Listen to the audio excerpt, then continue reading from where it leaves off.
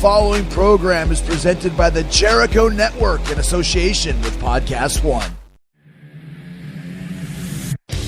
Hey, this is Chris Jericho inviting you. Next up on And Juicy for All, Flat Worlds Collide, as Juventud Guerrero gets to converse with the host of the Flat Earth podcast, Mr. David Weiss. How did you start? You're obviously people are obviously not born flat earthers because we're taught in school. We're all born flat earthers, and then we're indoctrinated right out of it.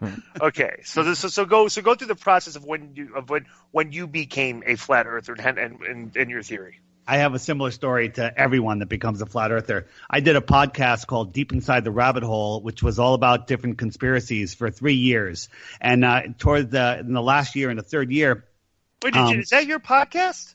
Yeah, Deep Inside the Rabbit Hole. That's me. And you know what? Okay, just real quick sidebar is, at work I'll YouTube like a lot of videos, and I caught him in like the Harvey Weinstein, Sandy Hook. And then was it the Grove? What's it called? The Bohemian Grove, Yeah. And I stumbled on your podcast then, so I've heard some of your stuff. Yeah. Inside the rabbit holes, you went into some of these theories. Okay, Deep inside the rabbit hole, correct? Deep inside the rabbit hole, correct. Yeah, so that podcast ran its course, but during the last year, a whole bunch of fans started sending me flat Earth stuff, and I would just delete it. I wouldn't even watch a 1-minute video because it's nonsense. It's absolutely ridiculous. Flat Earth is the dumbest thing on the planet. That's what we've all been told. And then finally, I was speaking with another researcher that I respect highly, and we're talking about just how insane the deception was about all of the stuff that's going on. And at the end of the conversation, she goes, for all I know, the world may be flat. And I'm like, what? And I was like, all right, that's it. I'm going to debunk this. And when you seriously take the time to debunk it, there's no way out because ball earthers, no disrespect, don't even understand what they believe. We've just been told all of this stuff and as a child, and then we have no ability to fight it, and we're indoctrinated with that for our entire lives. Okay, so what are some of the things that you came across that started swaying you? Like give me the most compelling evidence to the flat Earth as opposed to the round Earth. I will, and also, this is I don't know how long we're going to be on, but it's really a complex subject, and 15 minutes, 30 minutes really doesn't do it justice. So we'll do our best here. We'll get through it, and if you want to have me back on, we can do that also. But there's 3 categories that things can fall in if you really boil it down: works on a ball Earth, works on a flat Earth, or works on both a ball Earth and a flat Earth. And what you'll find out as we go through any things that you guys bring up or I bring up is that nothing falls into the only works on a ball Earth basket. So one of the things is curvature. There is no curvature. No one has ever seen it, measured it. No matter how high you go, there's no curvature. Now, people say, I fly in an airplane, I could see the curvature. And basically the horizon, which is always almost at your eye level, no matter how high you go. The horizon means the limit of your sight, the circle of your sight. So if you're standing on a flat plane, you can only see X number of miles in each direction. So if you drew a dot at the limit of your eyesight at 12 o'clock, 1 o'clock, 2 o'clock, all the way around, you're making a circle, but a flat circle. And when our mind programming sees that curved edge, we see a ball. Just because of programming. So anyone that says they have seen curvature from an airplane, go up on an airplane again, take a picture when it's if you have a clear day, and then put a straight edge to it. It's flat. There's so many things about the ball Earth. I have a YouTube channel. It's called DITRH. It stands for Deep Inside the Rabbit Hole. DITRH. And I have a video called Not Spinning, Not Orbiting, Not Flying Through Space. It's one of the most recent videos up there. And it basically shows the total nonsense of the heliocentric model. You believe that every time you watch the sunset, you're falling over backwards at 1,000 miles per hour, which is almost double the speed of sound. That's what ball earthers believe. Not only are you spinning at 1,000 miles per hour, you're orbiting the sun at 66,000 miles per hour, which is utter nonsense. You can't even imagine that. Not only are you orbiting the sun in an elliptical orbit, so you'd have to be speeding up and slowing down, you're chasing the sun at 600,000 miles per hour. All this for me, and nothing changes. all of this for me is ridiculous just to listen to, and for other people it's like, oh, it's the way it is, and it's like, really, it's like doesn't make any sense, you know. Yeah, what I'm saying, what I ask people to do is, instead of just spewing out your indoctrination, gravity, or whatever, you have to just clear your head and say, okay, how do I have proof of this? The only images that we have of these planets that we're all so familiar with come from two sources, NASA and Disney. Okay, that is it. If you get a high-powered telescope or even a good zoom camera and zoom in on a star, and you can actually zoom in on a star, you'll see that it's close, because you couldn't zoom in on it if it was, the nonsensical light years away. We're told that the sun is 93 million miles away, okay? And it takes light about 8 minutes to get from the sun. You guys have all heard that, right? Right. We've all seen the model of the Earth where the sun is like one of those big blue gym balls and the Earth is a tiny marble or a pebble next to it, right? So that's the scale. So imagine you're on this little pebble and the gym ball is literally just an inch above the pebble, and you're looking up. All you would see is the sun. Everybody agrees with that. So now we're going to move it 93 million miles away, and it goes from filling the entire sky to the size of a dime held at arm's length. We can all agree with that. So what's the end game here? Why are we being taught that otherwise?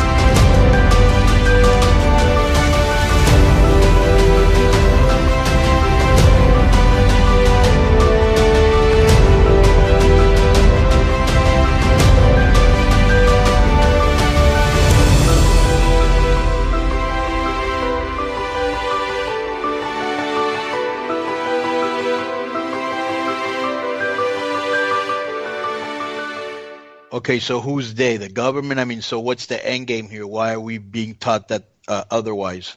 I hate when this question comes up at the beginning, but it always does. The they are the bloodlines that have been ruling this planet.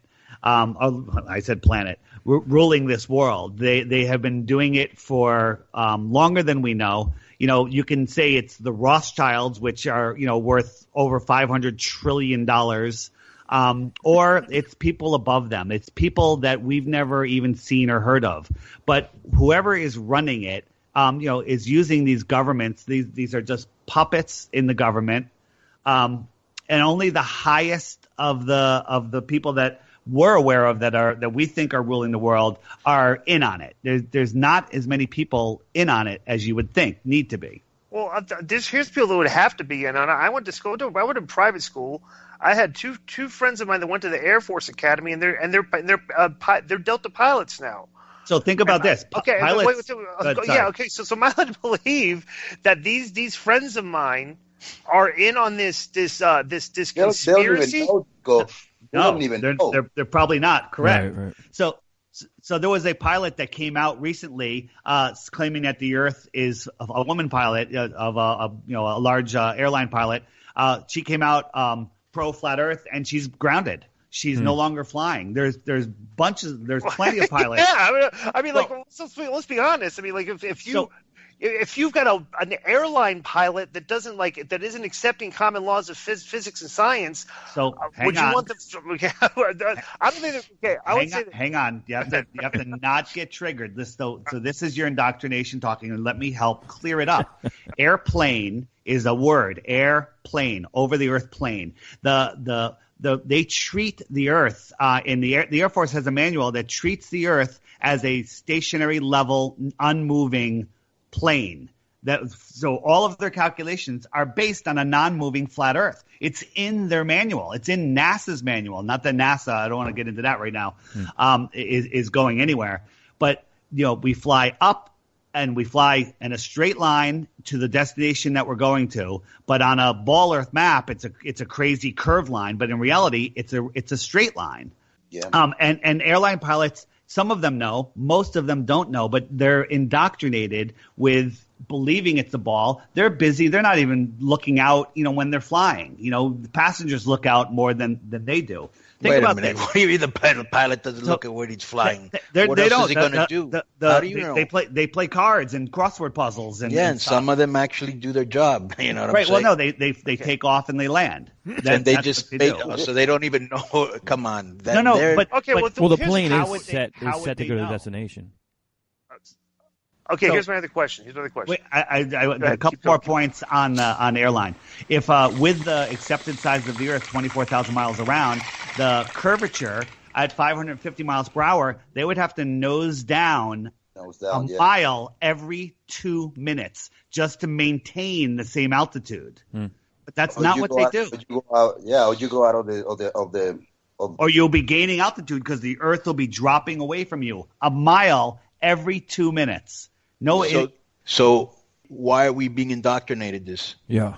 All right. So why not just say? I'll go back to that. The reason is control, because they want to keep us thinking that they're living in a world of fear, believing that there is nothing more to discover, that we are in a closed, and I didn't say enclosed, closed system on a ball.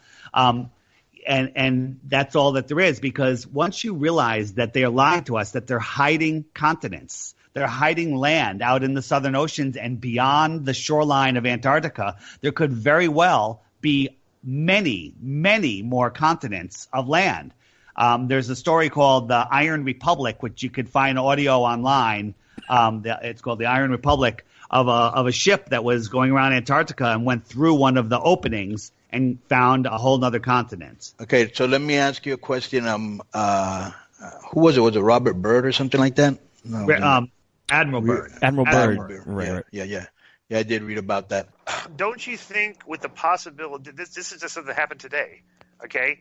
Don't you think with the possibility of the fact that North Korea just launched an intercontinental ballistic missile, okay, and they said it went 2,800 miles into the sky, okay, and that's how high it went, all right, and that it could hit they would, based on that and based on the fact that the Earth is round, okay, at 28,000 miles, it would go from North Korea and hit our continent in like 40 minutes or something like that. Right. How could that be possible on a flat Earth? So if it's going 28,000 miles straight up in the air. So Disco, I want you to take a breath on the next thing I'm going to say, and not get triggered.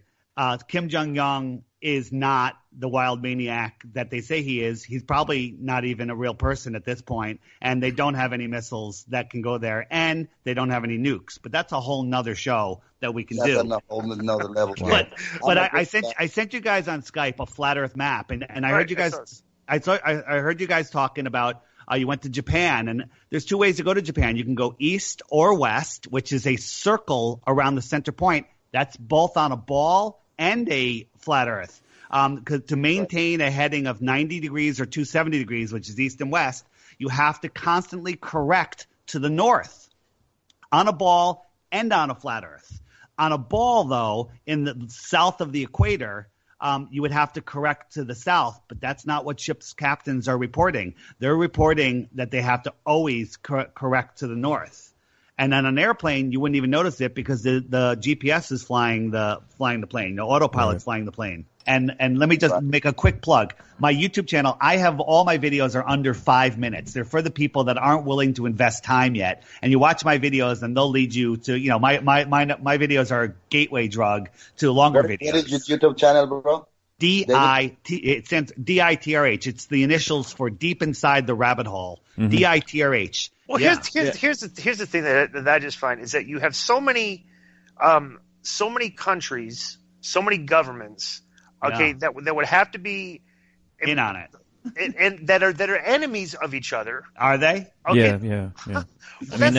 How many battles did we have in the Cold War? How many battles were there in the Cold War with Russia? How many battles were there? How many men did we lose? Zero. It's Right. nonsense. It's all just it's a war economy. It's what about the Middle East? The Middle East, it's nonsense. The all of that stuff. Now, yes, there is issues in the Middle East, but they're not. Now they want to kill us because we're the great Satan to them. But terrorism, it's all faked. It's all faked. All of it. Okay. My eyes just got really wide. We got to go with something, but I'm telling you what, I'm going to. You have me interested. All right. You've hooked me. Okay, I'm going to watch your videos because I like interesting things like this. I'm going to watch your videos. I'd like to have you back on because I will obviously either you will convince me the Earth is flat by watching these, or you will. I don't like the word triggered, but you probably create enough interest in me to ask you some more serious questions. Right. About Absolutely. this, which okay, all right. David, I have a question. Why do you think people is so into this indoctrination? About the circle. Why do you think they see the fact? That's everything you learn. Yeah. So once you have a child and a person of authority tells them something, it becomes a core belief. And they don't have the ability to fight it. And then those core beliefs, you grow up with them, and we're indoctrinated. Every movie, every television show has spinning globes in it. They're always talking globes. They're sticking it everywhere. And everybody wants to feel safe in the world that they believe that they live in. But when you find out that the Earth is not a spinning ball and it's flat and stationary, at first it upsets you. No, I always say nobody likes having their ball taken away. And literally you're taking a ball away from a little kid, and that's what they're hugging onto. But once you find out where you live, a whole new insight of your life comes. Bro, it's thought-provoking talk, David, which is what we love on this show, man. So we want to invite you back, and we also want to thank you for being on Keeping It 100. Boom.